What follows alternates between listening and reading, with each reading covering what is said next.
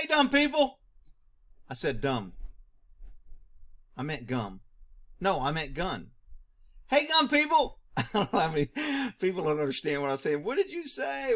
It's gun people. People who are smart enough to defend the Second Amendment. People that don't want to give up their right. Anyway, Houston Police Department. Look, I've done several videos. I'm going to put this on the Houston playlist. But this is a pretty interesting video where the chief is still, to this day, even though they charge the officers with murder, the chief is still defending this.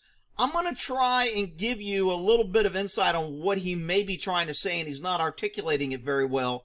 It's going to sound like I'm defending the cops, but I'm not. Houston Police Department's they just did a horrible job on this. But let's listen to this, and then I'll give you my 2 cents while it's playing. The investigation into what happened in Harding Street for nearly 7 months. At a news conference today, Houston Police Chief Art Acevedo calling out Channel 2 investigator Mario Diaz 3 times by name, and Mario wasn't even there. That's because he was out in court covering the officer's charge. Mario's with us tonight and has more on that and Chief Acevedo. Mario? Jonathan, Christine, a long day, a lot of developments regarding everything that went down. No doubt this was a bruising day for the Houston Police Department. Charges filed, including murder against officers involved. Okay, so real quick, this guy asked hard questions of the chief, which he should as a news organization. The chief doesn't like it, so now the government is making him the bad guy because he's asking legitimate questions and they can't answer them reasonably, so they try to deflect and make him the bad guy. This is what all media should be. The government should not like media. People that think the government media should get along are freaking idiots. The government should hate media because the media should be the watchdog of the people, the free press that keeps government in check and exposes government's incompetence, waste, fraud, abuse. That's what the free press should be doing. So when I see government and media getting together, that's a problem. The fact that the chief doesn't like this guy, I see as a good thing, but that's my opinion. In the deadly botched raid. Tonight, Chief Art Acevedo is doubling down with his response to a question we first posed 6 months ago. Tonight, your first look at the mugshots of former HPD narcotics officers Gerald Goines and Stephen Bryant. It comes... Okay, so in case you haven't seen the other videos, it's in the playlist, but real quick, Goines wrote a fake search warrant, said he had a CI buy, he didn't. This guy, after they served a warrant, he was an assessor after the fact, wrote a statement backing up Goines, and he lied. So he's getting charged with lying. Goines got charged with lying, resulting in a death because he got the fake warrant. Those people were killed. HPD officers were shot, and now there's a big scandal. And the chief is still defending this. Outrageous. Following today's bombshell announcement by Harris County District Attorney Kim Mogg regarding alleged criminality, including murder by HPD officers in the deadly botched raid on Harding Street nearly 7 months ago. A raid that claimed the lives of Dennis Tuttle and Regina Nichols. Now, when they say botched search warrant, here's where a lot of people are losing it, and they're making comments that I'm just kind of like, you're missing the point. The warrant on its face was good, believable, and the officers that acted on that warrant and the judge that signed the warrant are not liable because the warrant was fake. There's a presumption in good faith doctrine out there, and when cops act, if they're acting in good faith, they get covered by immunity. They can't be held. I can't be held liable because an officer goes, "Help, I need help in this room," and I run in to help him, and then I find out later he should have never been in the room. That doesn't matter. I didn't know that when I went in the room. Now, if I know he shouldn't have been in there, and then he asked for help, and I go in knowing he shouldn't, now I can be held. So all the officers that were not aware that he lied on the warrant were acting in good faith. The judge who signed the warrant was acting on good faith that, hey, this guy just swore to me. He's given me several warrants before. I've never caught him lying. I have no reason to disbelieve him. Therefore, when he swears in front of me that this warrant is true, I'm going to go ahead and sign it based on what he told me, believing what he told me is true. So the judge is not liable, and I don't think the judge should be liable. We can't start charging people because other people lie, and then everyone else that didn't know about it, they should be just as guilty as the guy lied. I don't believe that. And I know it sounds like I'm defending the judge and I'm defending the cops, but I'm not. And that's the way the law is written, and that's the way I think it should be written. But anyway, let's move on. Ogg had this message to the families of the victims. Investigator was in court today as a nervous Goines and a dejected Bryant went before the judge. Following their bond hearing, Goines' attorney, Nicole DeBoard, expressed her dismay over her client being directly charged and unexpectedly with 2 counts of murder. Okay, so what this woman here doing, she's trying to what's called taint the jury pool. She's trying to get her message out in public opinion so people will realize that, hey, it must be the PD going after my poor black client. And the fact that she's a white female is not by accident. People be like, oh, the black officer got a white female. Isn't that nice? That's not by accident. They do all kind of jury studies about what, who are best prosecutors, and the prosecution does it too.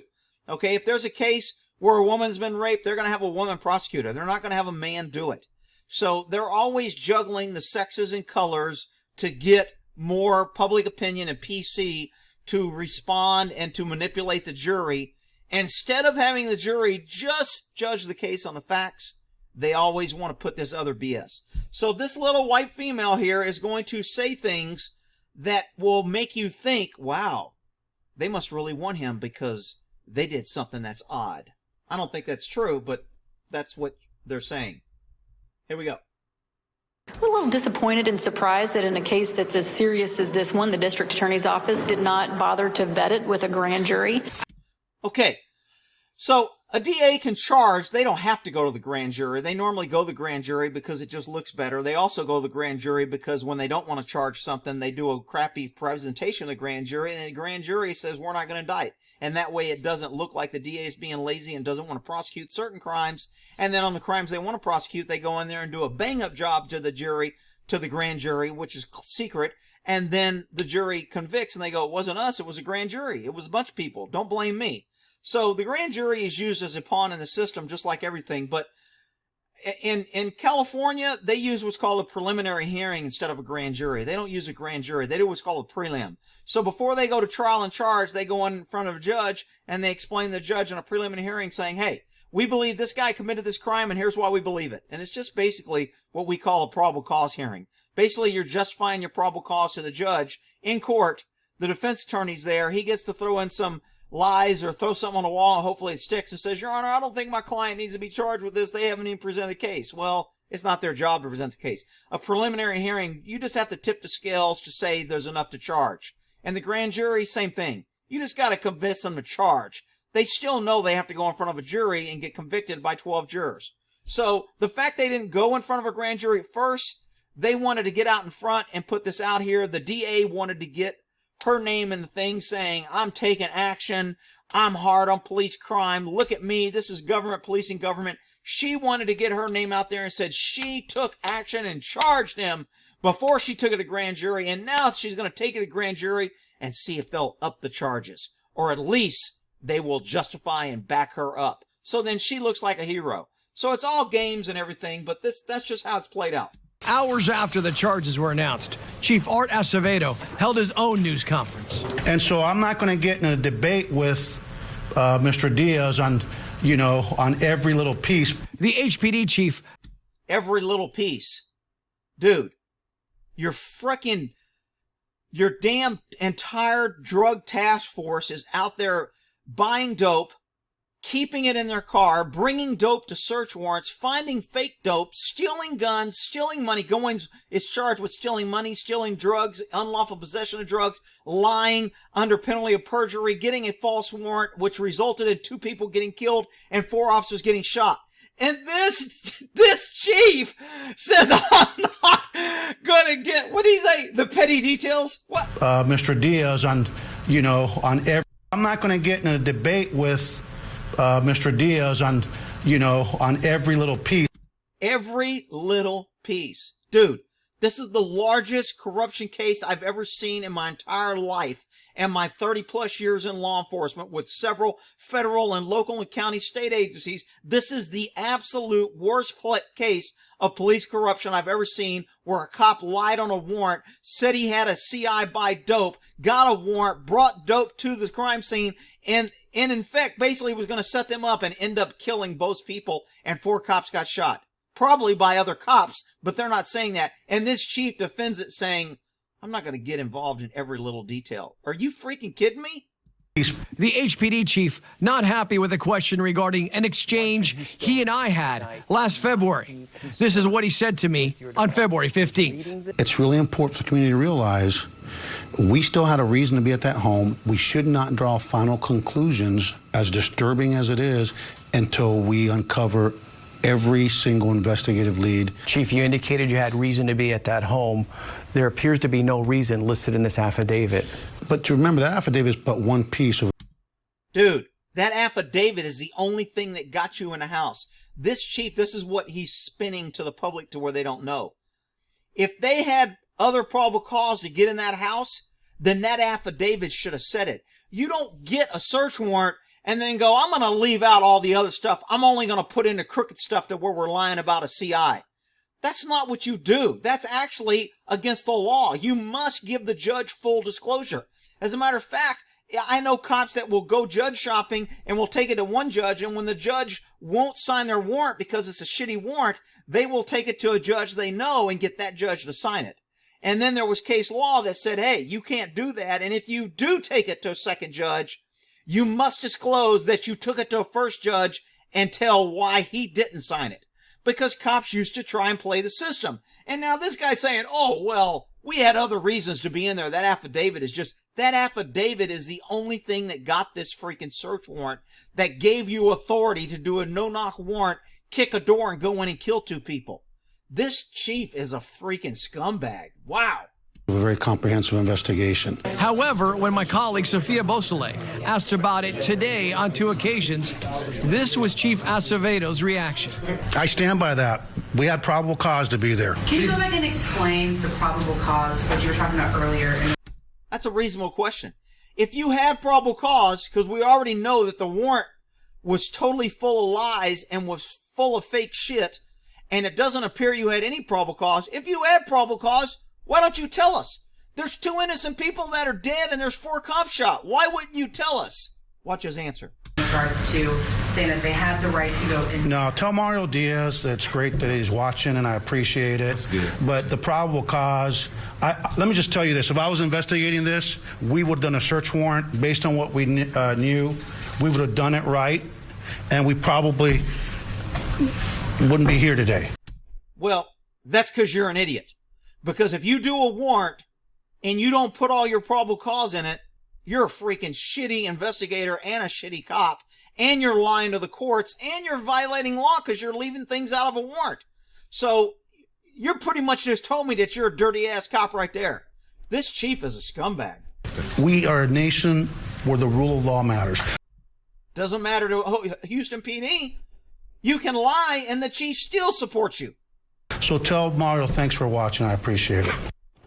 The fact that he doesn't like this guy, to me, gives this news organization, this guy news credit.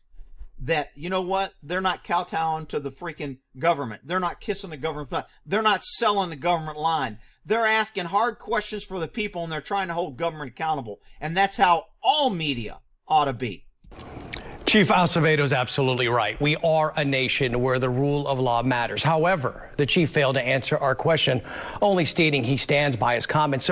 Exactly. He never answered a question. He deflected. He redirected. He made the focus on the mean guy asking the question instead of the behavior of what his officers under his charge did. Boy, that was a convenient deflection. So here's the question again, Chief, that Houstonians are still asking. Do you still feel there was a good reason for HPD narcotics officers to be in that house, considering the murder charges filed today? And if so, why? We know that that was an unlawful warrant, and once again, as stated, the rule of law matters. Now, we are simply asking for why HPD had a right to be in that house, considering everything that has transpired on this day. And Christina and Jonathan, we hope to sit down with the chief here in the very near future. Okay, so here's my opinion on what the chief is probably saying, but he's not articulating it well. He's going to say things like, we had 911 calls reporting drug activity at that residence. We had people showing up and leaving. We had cars going there and leaving, and when we ran the plates, those people had conviction drug violations or known drug offenders or drug traffickers. We watched the house, and it had consistent behavior at a house that we have at other drug places. He's probably going to say all that would have given us probable cause to go in. And he's probably right. If they had everything I just mentioned, and maybe other things that I'm not mentioning that they're not saying, maybe they had a confidential informant. Maybe they had the daughter who was there and was at school and told one of her friends that my mom sells drugs. And because it's juvenile, they didn't report that to anybody. Or maybe they didn't want to put that in the warrant and say, we'll keep you out of the warrant. They still should have put that in the warrant saying we have a CI, an undisclosed, unnamed, confidential informant that stated blah, blah, blah. They should have put that in there. To me, if they have probable cause that they did not put in that warrant, then it's a lie and they're full of crap. So that may be what he's going to try and spin when this goes to court. We'll know. But hey, you know what? The chief's crooked. It happened on his watch. He's got to support these guys, because if he says they were wrong, then somebody's going to say, well, if they were wrong, why didn't you stop it? Why didn't you catch it? Where was the supervision? Why weren't you doing your job to catch this before? Do you think this is the first time? So he's kind of on self-preservation. I got to support my cops and say, oh no, we had enough. It was just this one bad cop being rogue that did something he shouldn't have. But we had enough without this rogue cop. And that's his stance. I still call BS. I'll put this on my Houston PD playlist, and we'll end that there.